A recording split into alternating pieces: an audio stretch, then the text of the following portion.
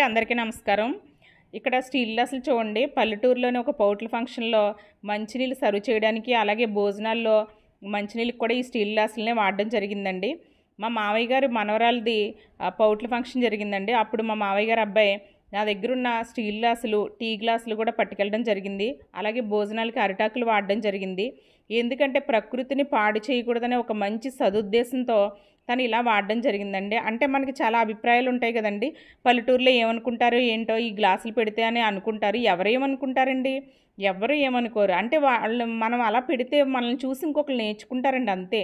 అంటే ప్రకృతిని పాడు చేయకపోకుండా భోజనాలు పెట్టడం అనేది తప్పుడు విషయం కాదు కదండీ! అది చాలా మంచి విషయం అండి. అంటే మనము ఒకళ్ళం పెడుతుంటే వేరే వాళ్ళకి ధైర్యం వస్తదండి పెట్టాలని. అంటే ఇందులో అధైర్యపడడానికి ఏం లేదండి. అంటే 30 సంవత్సరాల క్రితం నా ఫంక్షన్ చేసినప్పుడు అసలు ఏం వాడారనేది ఒక క్యాసెట్ ఉందండి. అప్పట్లో తీసేవారు కదా వీడియో. అందులో చూస్తే చక్కగా స్టీల్ గ్లాసులు, అలాగే విస్తరాకులు భోజనానికి వాడడం జరిగిందండి. అప్పుడు వాడాం కదండీ! ఇప్పుడు వాడడానికి తప్పేముంది? అవన్నీ గుర్తు చేసుకొని ఇప్పుడు వాడదామండి.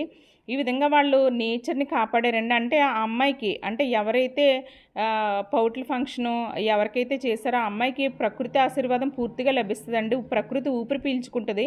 ఏంటంటే ఈ ఫంక్షన్ వల్ల భూమాత కూడా నన్నేమి పాడు చేయలేదని హ్యాపీగా ఫీల్ అవుతదండి. మన పెద్దలు మనకి ఏ విధంగా అయితే ప్రకృతిని అందించారో మనం కూడా మన పిల్లలకి ఆ విధంగానే అందించాలండి. ఇలాంటి విధానాలు అవలంబిద్దామండి. ఇదిగో ఐస్ క్రీమ్‌కి కూడా వీళ్ళు ఇలాగా చెక్క స్పూన్లు తీసుకొచ్చారు. ఇది పల్లెటూరులోనే జరిగిందండి. కానీ ప్రకృతి మీద ప్రేమ ఉన్న వాళ్ళు చేసిన ఫంక్షన్ అండి పల్లెటూరులో ఇది. అందుకే ఈ విధంగా జరిగింది.